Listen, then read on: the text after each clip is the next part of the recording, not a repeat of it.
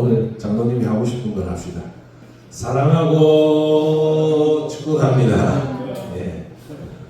이번 주는 우리나라의 고유 명절인 추석입니다. 추석이 되면, 명절이 되면, 추석뿐 아니라 설도 마찬가지지만, 명절이 되면 타지에 있는 가족들이 이제 집으로 모입니다. 이런 날은 참 좋은 날인데, 그런데 이런 날에 또 사람들이 모이다 보니까 불화가 많이 생긴다고 합니다.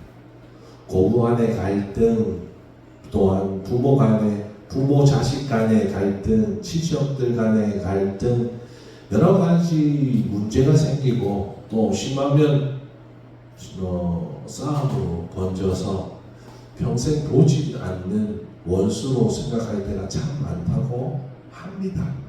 우리 안에는 그런 사람들이 없겠지만 그런 사람들이 있다고 합니다. 사랑하는 성도 여러분, 우리는 주 안에 있는 사람들입니다. 그것이 참 은혜라는 것을 우리는 잘 알고 있습니다. 주 안에 있기 때문에 우리는 서로 사랑하고 용납하며 살아가시기를 지시고 축원합니다. 오늘의 말씀의 배경은 이렇습니다. 예수님의 말씀을 잘 듣고 있던 베드로가 질문을 합니다. 형제가 나에게 죄를 범하면 몇 번이나 용서하여 야 합니까? 7번쯤 용서하면 되겠습니까? 라고 얘기합니다. 그 당시 유대 사회에서는 용서를 3번까지 용납을 했습니다. 우리나라도 마찬가지지만 그 당시에 랍비들의 가르침대로입니다. 한 번 잘못을 저질렀을 때 용서하고, 2번 잘못을 저질렀을 때 용서하고, 3번 잘못을 저질렀을 때 용서하고, 4번 잘못을 저질렀을 때 용서하지 말라고 그들은 가르친다는 것입니다. 그 당시 랍비들의 가르침보다 지금 이 베드로는 어떻습니까? 이 3번이 아니라 곱하기 2에 한 번 더. 그래서 7번을 용서하면 되겠습니까? 그쯤이면 이 베드로 마음에는 그쯤이면 형제를 많이 용서하는 거 아니겠습니까? 라는 뜻이 있었을 것입니다. 그런데 이 질문을 듣던 주님은 이렇게 말씀하십니다. 베드로를 보시면 아니 7번뿐이 아니라 7번에 70번까지 용서하라고 말씀하셨습니다. 이 숫자는 어떤 사람은 70 곱하기 7에서 480번, 어떤 사람은 70 더하기 7에서 77번 용서해야 한다고 말합니다. 그런데 주님은 이 수적인 의미를 말씀하시는 것이 아닙니다. 그만큼 많은 숫자를 용서하는 것처럼 끝없는 용서를 말씀하시는 것입니다. 사랑하는 성도 여러분, 그런데 여러분에게 한번 질문해 보시길 바랍니다. 여러분은 정말 예수님의 말씀처럼 용서하는 삶을 살고 계십니까? 여러분은 혹시 이렇게 생각하지 않습니까? 내가 다른 것은 다 용서하는데 나의 이것만큼을 건드린 이것만큼은, 내 자존심을 건드린 거, 나의 자식을 건드린 거, 이것만큼은 내가 용서가 안 된다. 내가 다른 사람들은 전부 다 용서하겠는데 오직 그 한 사람, 그 사람만은 절대 용서가 안 된다. 용서하고 싶어도 용서가 안 된다라고 말하는 사람이 있지는 않습니까? 물론 용서하는 것은 절대 쉬운 일이 아닙니다. 어쩌면 우리에게 그 완전한 용서, 그냥 완전한 용서는 어쩌면 불가능한 일이 되지 않을까요? 여러분, 여러분한테는 있을지 모르겠지만 여러분에게 잘못한 사람이 있을 것입니다. 원수진 사람, 그 사람만 생각하면, 그 사건만 생각하면 자다가도 하나 치밀어 오르고 벌떡벌떡 일어날 수밖에 없는 사람들이 한 명쯤은 있을 수도 있습니다. 그런데 그 사람이 자신에게 가장 가까운, 자신을 학대하던 아버지나 어머니일 수도 있고, 자신에게 상처를 준 친척일 수도 있고 친구일 수도 있습니다. 또 가까운 배우자나 나의 사랑하는 자녀가 나의 원수일 수도 있다는 것입니다. 그런데 우리가 이 모든 사람들을 용서하면 좋겠지만 용서하지 못하게 된다는 것입니다. 그러나 우리가 용서를 못하게 되면 어떻게 될까요? 사람들은 얘기합니다. 내 인생에 한 명쯤 용서하지 못하더라도 괜찮지 않을까라고 생각을 합니다. 심리학에서는 우리가 용서를 못하는 마음을 가지고 있게 되면 나 자신도 모르는 만성 불안을 가지게 된다고 말합니다. 이 만성 불안은 사람의 마음을 자신도 모르게 망가뜨린다. 그래서 그 사람의 삶 속에서 무의식적으로 자신들의 삶을 망가뜨리기 시작하는데 어떤 삶을 살냐면 사람들의 관계가 올바르지 않게끔 만들어버린다는 것입니다. 어떤 사람은 이 마음이 망가져서 어떤 한 사람에 대해서 집중적으로 그 사람만 만나거나 그 사람만 만납니다. 또한 어떤 사람은 관계를 다 끊어버립니다. 모든 관계를 끊어버리고 멀리 떠난다고 합니다. 그뿐 아니라 중독에도 빠지기 쉬운 사람으로 변화된답니다. 마약이나 알코올 중독, 도박에 빠지기 쉽다고 합니다. 그뿐 아니라 심하면 조울증이나 우울증 같은 증상도 일어난다고 합니다. 여기서 더 심각한 문제가 있습니다. 이러한 중독이나 정서 불안을 가진 사람들의 특징이 그 후손들에게도 크게 영향을 미치거나 작게 영향을 미치는데 1대나 2대에 미치는 것이 아니라 짧게는 3, 4대에 미치고 길게는 8대나 9대까지 이르러 그 영향력을 가지고 있다고 말합니다. 그렇기 때문에 여러분 용서는 선택하는 것이 아니라 필수가 되어야 될 문제라는 것입니다. 하지만 용서가 나에게 죄 지은 사람에게 평안을 가지기 위해서 나를 희생하는 말은 아닙니다. 용서를 하는 것은 그 사람을 용서하는 이유는 그 사람이 편하기 위해서, 그 사람의 마음을 편하게 하기 위해서 용서하는 것이 아니라 사랑하는 성도 여러분, 나 자신을 위해서 용서하시길 바랍니다. 어떤 사람이 이런 말을 했습니다. 용서는 나 자신에게 주는 선물이라고 말했습니다. 그리고 유명한 작가 톨스토이는 이렇게 말했습니다. 그대에게 죄 지은 사람이 있거든 그가 누구이든지 그것을 잃어버리고 용서하라. 그때 그대는 용서한다는 행복을 알 것이다. 사랑하는 성도 여러분, 죄 지은 자, 나에게 죄 지은 자가 행복하기 위해서 용서하는 것이 아니라 저와 여러분이 행복하기 위해서 용서하는 삶을 사시기를 예수로 주시고 축원합니다. 그런데 용서에는 두 가지 용서가 있답니다. 거짓 용서와 진정한 용서가 있답니다. 거짓 용서라는 것은 분명히 용서의 행위를 합니다. 분명히 용서를 했습니다. 자, 그러나 내 안에는 용서가 안 되는 것을 말합니다. 용서했다고 말을 하고 다니지만 용서가 도저히 일어나지 않는 것입니다. 그리고 이 잘못된 용서를 통하여서 자신의 이익으로 사용할 때가 있다는 것입니다. 내 상황이나 내 이익을 위해서 그 용서를 사용하는데 다윗이 그의 아들 압살롬에게 도망칠 때가 있었습니다. 그때 도망치는 그 길에 사울 왕의 그 친족인 시므이가 나타납니다. 그래서 시므이가 나타나서 이때다 싶어가지고 돌을 던지면서 다윗의 무리에게 돌을 던지면서 저주를 합니다. 야, 이 피 흘리는 자야, 사악한 자야, 가거라. 하나님께서 사울의 일로 인해서 자신들에게 저주를 내리는 것처럼 그 사람을 따라가면서 돌 던지면서 저주를 합니다. 그때 다윗 옆에 있던 신하 아비새가 다윗을 저주하는 시므이를 죽이려고 합니다. 저것을 죽여버릴까요? 이렇게 말을 할 때 다윗이 하는 말이 뭐냐면 가만두어라. 하나님이 저 사람을 통하여서 나를 저주하게 하셨고 나의 죄를 깨닫게 하셨는데 하나님이 하게 하셨는데 내가 어찌 맡겠느냐. 그냥 두어라 라고 얘기합니다. 그리고 도망자의 신세를 지내다가 이제 모든 일이 다 끝나고 하나님께서 모든 일을 풀어주시고 그가 다시 왕궁으로 돌아올 때였습니다. 왕고로 돌아올 때 누가 가장 처음 왔냐면 그에게 돌을 던지면서 저주하던 시므이가 자신의 부족인 베냐민 1000명을 데리고 용서를 구하러 내가 왕 앞에 배역한 일을 했습니다. 나를 부디 살려주십시오 라고 얘기합니다. 그때도 아비새가 옆에서 얘기합니다. 여호와의 기름 부은 자를 저주한 저 사람을, 당신을 저주한 그 사람을 어떻게 살려주겠습니까? 죽여버립시다 라고 얘기할 때 다윗은 생각합니다. 다윗은 자신의 모습만 생각한 것이 아니라 내가 왕이 다시 된 이날에 피를 흘리면 되겠는가? 다시 전쟁을 할 수 없으니 내가 지금 그를 용서하지 않으면 그 베냐민 1000명이 가만히 있겠냐 이 말. 그래서 그를 용서합니다.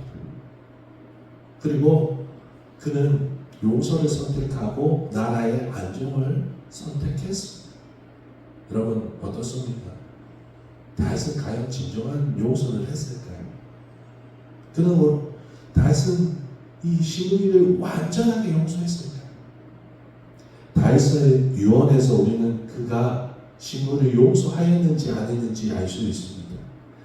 다윗이 죽기 전의 유언입니다. 열왕기상 2장 8절에서 9절 바울인 베냐민 사람 게라의 아들 시므이가 너와 함께 있나니 그는 내가 마하나임으로 갈 때 악독한 말로 나를 저주하였느니라. 그러나 그가 요단에서 내려와서 나를 영접함으로 내가 여호와를 두고 맹세하여 이르기를 내가 칼로 너를 죽이지 아니하리라 하였노라.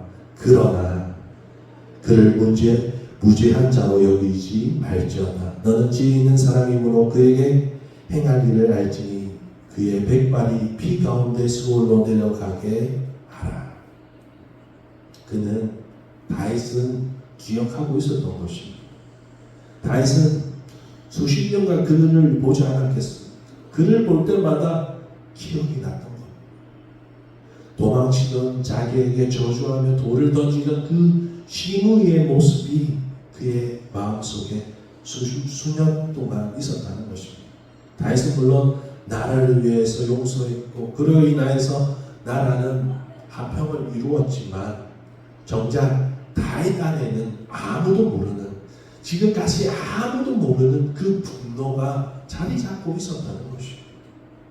물론 우리가 이 다윗의 용서를 놓고 훌륭하지 않다, 훌륭하다라고 판단할 수는 없습니다. 왜냐하면 우리는 다윗만큼도 용서할 수 없기 때문에. 이 시대에는 그러한 용서가 많습니다. 어린아이들이 싸우지 않습니까? 싸우는데 형이 나를 때렸어요. 나를 때렸는데 나는 참 분이 차있는데 형이 사과하니까 엄마가 용서하라고 얘기해.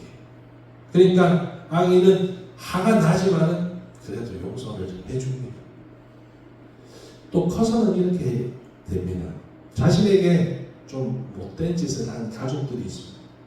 오빠나 아니면 아빠나 아니면 다른 사람들이, 친척이 나에게 못된 짓을 할. 그런데 가족이니까 그걸 참으라고 용서하라고 말하는 사람들이 있습니다. 또 직장에서도 마찬가지입니다. 직장에서 직장 상사가 나에게 나쁜 짓을 하는데, 나쁜 일을 했고 나에게 상처를 주었는데, 그가 분명히 잘못했는데 그가 직장 상사이기 때문에, 그리고 그 회사의 분위기를 위해서 용서하라고 말하는 사람들이 있습니다. 그런 일이 뉴스에서도 많고 우리의 일상 속에서도 많이 있습니다. 그 결과 오히려 죄 지은 사람은 용서받았으니까 마음이 홀가분해집니다. 그런데 용서를 했습니다. 용서를 한 사람은 겉으로는 용서했는데 여전히 그의 마음에는 그를 향한 분노가 더욱더 일어나고 오히려 전보다 더 커진다는 것입니다. 이러한 가짜 용서는 오히려 용서한 사람을 더욱더 정신적으로 힘들게 할 뿐 아니라 그의 삶 속에서도 악영향을 끼치게 된다는 것입니다. 그는 불안해하고 분노에 차서 쉽게 분노를 일으키고 또 누군가에게 죄를 짓고 상처를 주게 되는 가해자로 변하게 된다는 것입니다. 여러분, 학교 폭력의 대부분의 피해자들이 있는데 가해자가 있는데 그들이 처음에는 가해자가 아니었습니다. 그들이 처음부터 가해자가 아니라 그들은 피해자였다가 나중에 가해자로 변한다고 합니다. 가정의 폭력도 마찬가지입니다. 가정의 폭력의 가해자인 사람들이 처음에는 가해자가 아니었다가 피해자였다가 나중에 커서 오히려 그 마음을 제어하지 못해서 가해자가 된다는 것입니다. 그 사람들은 그들의 감정을 어떻게 할 수 없기 때문에 사람들의 감기가 어쩔 수 없이 틀어지기 시작합니다. 분노가 가득하고 의심이 가득하고 그의 삶이 점점 나도 모르게 망가져 버리게 되는 것입니다. 그렇기 때문에 우리는 가짜 용서는 우리에게 도움이 되지 않습니다. 우리는 진정한 용서를 해야 될 줄 믿으시길 바랍니다. 진정한 용서는 다른 사람으로 인해서 하는 것이 아니라 내가 선택하게끔 해야 합니다. 내가 용서할 수 있는 마음이 있을 때 용서가 되는 것입니다. 진정한 용서를 하려면 먼저 우리는 그 사건을 다시 들여다보고 나의 시각, 내가 상처받은 나의 시각으로 그 사람을 용서하는 것이 아니라 나에게 상처를 입힌 그 사람의 시선으로 그 사건을 바라보아야 될 줄 믿으시길 바랍니다. 우리가 돌이키고 싶지는 않지만 피하고 싶지만 우리는 다시 그 상황을 되돌려서 내가 상처 입히는 사람이 되어보는 것입니다. 그리고 그를 추모의 마음으로 바라보는 것이 아니라 그가 그렇게 될 수밖에 없는 그 원인을 찾아서 그를 긍휼히 여기는 마음으로 그를 바라보는 것입니다. 그렇게 되면 우리가 용서가 일어나기 시작하고 내가 먼저 그를 포용하고 사랑하게끔 되어가는 것입니다. 물론 이러한 용서가 쉽다고 말하는 것이 아닙니다. 말처럼 이론처럼 쉽게 이루어지는 것이 아닙니다. 아니면 어쩌면 오늘 말씀처럼 우리가 불가능은 완전한 용서는 불가능한 것처럼 느껴질 수도 있습니다. 하지만 우리는 주님을 생각해야 될 줄 믿으시길 바랍니다. 사랑하는 성도 여러분, 우리는 우리가 나에게 상처 준 사람보다 더 큰 상처를 하나님 앞에 드린 죄인이 없다는 것을 기억하시길 바랍니다. 오늘 본문의 말씀을 이어서 예수님께서 우리가 용서해야 하는 이유를 비유로 들어서 말씀하고 계십니다. 10,000달란트를 빚진 종이 있는데 그 빚을 결산할 때가 되겠지요. 그 빚을 결산할 때 그 주인이 불러서 종에게 결산하려고 하는데 모든 것을 다 빼앗아서 이제 그 빚을 갚으려고 하는데 그가 호소를 합니다. 제발 좀 한 번만 봐주십시오. 호소를 하지 않았겠소. 그러자 그 주인이 그래 너는 그렇게 빚지고 싶었겠냐. 그래서 그 10,000달란트나 되는 그 돈을 그냥 탕감해 줍니다. 그 탕감받은 사람이 이제 밖으로 나가면서 자기에게 100데나리온을 빚진 사람을 만납니다. 지금 막 자기는 10,000달란트를 탕감받았어요. 그럼에도 불구하고 100데나리온을 빚진 사람을 어떻게 대하냐면 그의 목을 잡고 흔들면서 돈 내놓으라고 얘기하는 겁니다. 그리고 그가 제발 나 좀 내가 용서해 주십시오. 내가 갚겠습니다. 이렇게 얘기하는데도 불구하고 그를 옥에 넘겨버립니다. 그 소식을 들은 10,000달란트를 탕감해 준 주인은 어떻게 했습니까? 분노하지 않았겠습니까? 그래서 그를 다시 붙잡아서 옥에 던졌다고 얘기합니다. 사랑하는 성도 여러분, 우리는 하나님 앞에 10,000달란트를 탕감받았습니다. 여러분이 미워하는, 우리가 지금 미워하는 사람이 있다면 그 사람이 과연 내가 죽여야 할 만큼 미운 사람입니까? 하나님 앞에서 우리는 죽어야 할 존재였습니다. 죽을 죄를 지은 사람입니다. 그러나 하나님은 그의 아들을 통하여서 우리의 모든 죄를 그의 아들에게 짊어지게 하셨고 십자가에 죽이셨고 우리의 죄를 없이 하여 주셨습니다. 우리는 하나님의 은혜로 구원을 얻은 줄 믿으시길 바랍니다. 우리는 하나님의 용서를 받은 사람입니다. 하나님의 용서를 받은 사람이 이 땅에서 용서하지 못할 일이 무엇 있겠습니까? 마태복음 18장 35절 너희가 각각 마음으로부터 형제를 용서하지 아니하면 나의 하늘 아버지께서도 너희에게 이와 같이 하시리라. 주님도 우리에게 말씀하시는 것입니다. 너희가 겉으로만 용서하는 것이 아니라 마음으로부터 용서하라고 말하는 것입니다. 우리는 이 세상 그 어떤 누구보다 용서를 많이 받은 사람인 줄 믿으시길 바랍니다. 주님은 말씀으로만 가르치신 것이 아닙니다. 주님이 십자가에 매달리셨을 때 수많은 사람들이 조롱을 합니다. 예수님은 능력이 있으셨습니다. 말 한마디에 세상을 멸망시키실 수 있는 능력이 있었지만 예수님은 오히려 그들을 불쌍히 여기셨습니다. 그리고 그들을 대신하여 하나님 아버지 앞에 용서를 구하셨습니다. 누가복음 23장 34절 이에 예수께서 이르시되 아버지 저들을 사하여 주옵소서 자기들이 하는 것을 알지 못함이니이다 하시더라. 용서를 구해야 될 사람이 용서를 구하는 것이 아니라 오히려 예수님은 대신하여 용서를 구하여 주셨습니다. 이 예수님의 사랑을 이어받은 스데반 집사도 마찬가지입니다. 그 역시 하나님의 복음, 예수 그리스도의 복음을 전하다가 아무 잘못이 없는 자신에게 돌을 던지고 있는 사람들에게, 자신을 죽이고 있는 사람들에게 뭐라고 말하냐면 용서를 구합니다. 사도행전 7장 60절 무릎을 꿇고 크게 불러 이르되 주여 이 죄를 그들에게 돌리지 마옵소서 이 말을 하고 자니라. 사랑하는 성도 여러분, 우리가 예수님을 십자가에 못 박았고 우리가 스데반 집사에게 돌을 던지던 사람이었습니다. 하나님을 거역하던 사람이었습니다. 복음을 저주하던 사람이었습니다. 나 때문에 예수님을 십자가에 못 박히셔야 했습니다.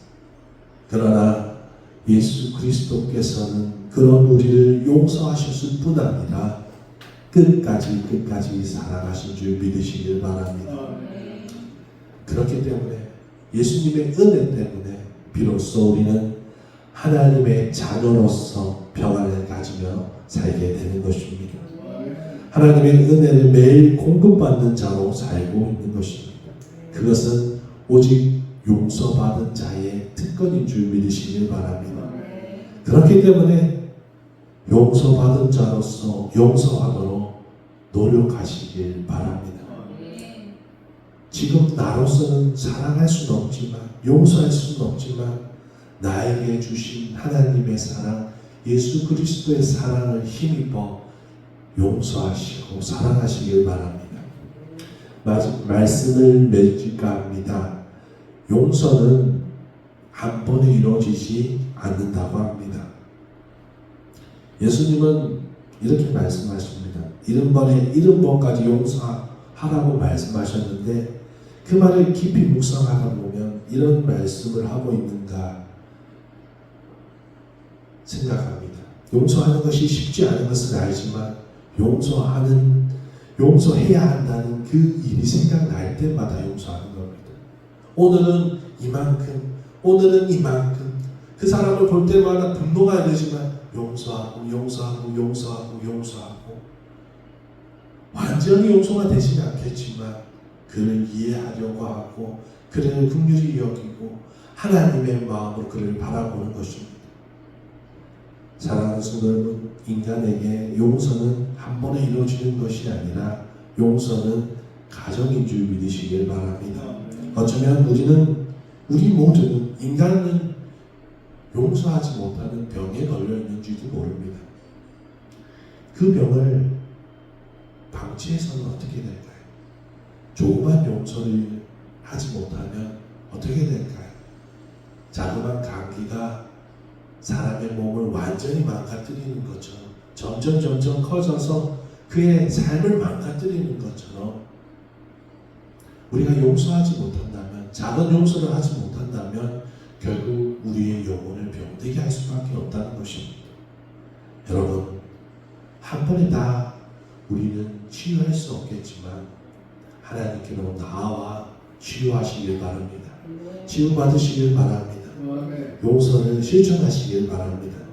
언젠가는 주님 안에서 용서 못하는 그 마음의 병이, 영혼의 병이 완치될 것입니다. 앞에서도 말했지만 용서는 나를 위한 선물입니다. 용서하지 못하고 미움 가운데 있는 것은 악몽 가운데 헤매고 있는 것입니다.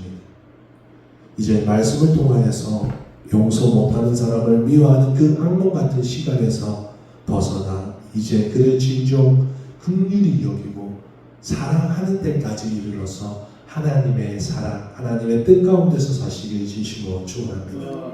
그래서 여러분의 삶의 모든 시간이 사랑하고 은혜가 넘치는 시간으로 변화되시길 진심으로 축원합니다.